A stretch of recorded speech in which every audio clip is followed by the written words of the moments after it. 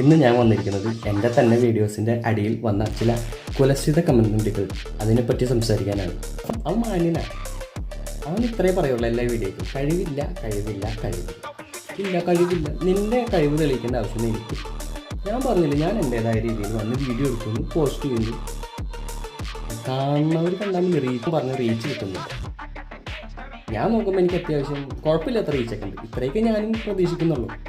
അല്ലാതെ ഇട്ട ഉടനെ 10 ലക്ഷം ആൾക്കാർ കാണാനും 5 ലക്ഷം സബ്സ്ക്രൈബേഴ്സ് കിട്ടാനും എൻ്റെ തന്ത യൂട്യൂബല്ല കേട്ടാ. ഞാനൊരു സാധാരണ മനുഷ്യൻ. ഞാൻ എൻ്റെ പണിയൊക്കെ കഴിഞ്ഞ് വന്ന് എനിക്ക് കിട്ടുന്ന ഫ്രീ ടൈമിൽ ഞാൻ ചെയ്യുന്ന വീഡിയോസാണ്.